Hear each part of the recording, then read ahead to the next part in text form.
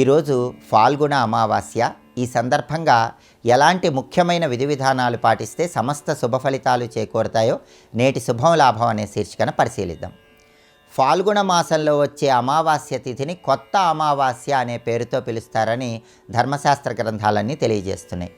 దీన్ని కొత్త అమావాస్య అనే పేరుతో ఎందుకు పిలుస్తారంటే, రాబోయే కొత్త సంవత్సరానికి సంకేతంగా వ్యవసాయదారులందరూ కూడా వ్యవసాయ సంబంధమైనటువంటి ముఖ్యమైన కార్యక్రమాలు ప్రారంభిస్తారు. అందుకే దీన్ని కొత్త అమావాస్య అనే పేరుతో పిలుస్తారు.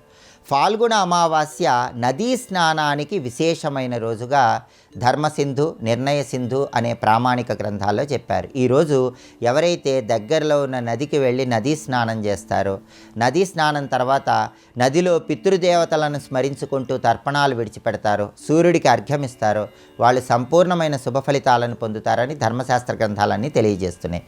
నదీ స్నానం చేయటం వీలు కాని వాళ్ళు గృహంలోనే ఏదైనా పుణ్యనదీ జలాన్ని, గంగా జలాన్ని అయినా సరే నీటిలో కలుపుకొని ఆ నీటితో స్నానం చేయండి. స్నానం చేసిన తర్వాత సూర్య భగవానుడికి తప్పనిసరిగా అర్ఘ్యం విడిచిపెట్టండి. ఎందుకంటే అమావాస్య సూర్యుడికి ఎంతో ప్రీతిపాత్రమైన రోజు. సూర్యుడు ఆవిర్భవించిన తిథి అమావాస్య అని ధర్మశాస్త్ర గ్రంథాల్లో చెప్పారు. కాబట్టి సూర్యుడికి అర్ఘ్యం ఇవ్వాలి. అలాగే పితృదేవతలను స్మరించుకుంటూ తర్పణాలు కూడా విడిచిపెట్టాలి. పితృదేవతల పేరిట ఫాల్గుణ అమావాస్య సందర్భంగా అన్నదానం చేస్తే అద్భుత ఫలితాలు కలుగుతాయి. అలాగే ఈరోజు ప్రధానంగా చేయవలసిన దానాల్లో ఇంకొక దానం వస్త్రదానం. అలాగే ధాన్య దానం చేస్తే ఉత్తమ ఫలితాలు కలుగుతాయి. ధనాన్ని దానంగా ఇచ్చినా కూడా విశేషమైన శుభ ఫలితాలు చేకూరుతాయి.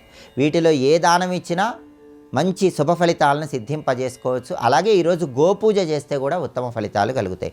గోవుకు ఆహారం తినిపించడం, గోమాతకు ప్రదక్షిణలు చేయటం ద్వారా కూడా పితృదేవతల అనుగ్రహం కలుగుతుంది. సమస్త శుభ ఫలితాలను సిద్ధింపజేసుకోవచ్చు.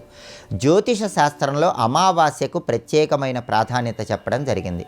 జ్యోతిష శాస్త్రంలో కొన్ని తిథులు చెప్పారు.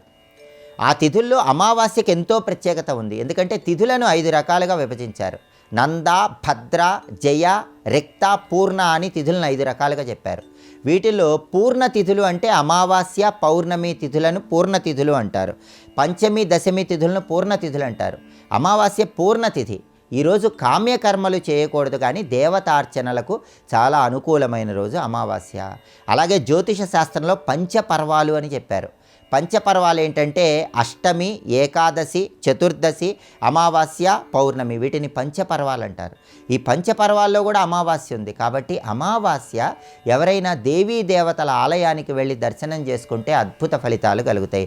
ఫాల్గుణ మాసం విష్ణుమూర్తికి ఇష్టమైన మాసం. ఈ మాసంలో వచ్చే అమావాస్య కాబట్టి విష్ణు సంబంధమైన ఆలయ దర్శనం విశేషమైన శుభ ఫలితాలను కలిగిస్తుంది. అయితే అమావాస్య రోజు రాత్రిపూట భోజనం చేయకూడదని ధర్మశాస్త్ర గ్రంథాల్లో చెప్పారు. అయితే అమావాస్య రోజు కొన్ని చేయవచ్చని కూడా ప్రామాణిక గ్రంథాల్లో చెప్పారు. ప్రాచీన కాలంలో అమావాస్య రోజు యుద్ధ ముహూర్తాలు నిర్ణయించేవారు. కాబట్టి అమావాస్య రోజు కోర్టు సంబంధమైన వ్యవహారాలు ప్రారంభించుకోవచ్చు. కోర్టులో దావా వేసుకోవటానికి అమావాస్య అనుకూలమైన రోజు అని కూడా ప్రామాణిక జ్యోతిష గ్రంథాల్లో చెప్పారు. ఫాల్గుణ అమావాస్య సందర్భంగా ఈ ప్రత్యేకమైన విధి విధానాలు పాటించండి. సమస్త శుభ ఫలితాలను సిద్ధింపజేసుకోండి.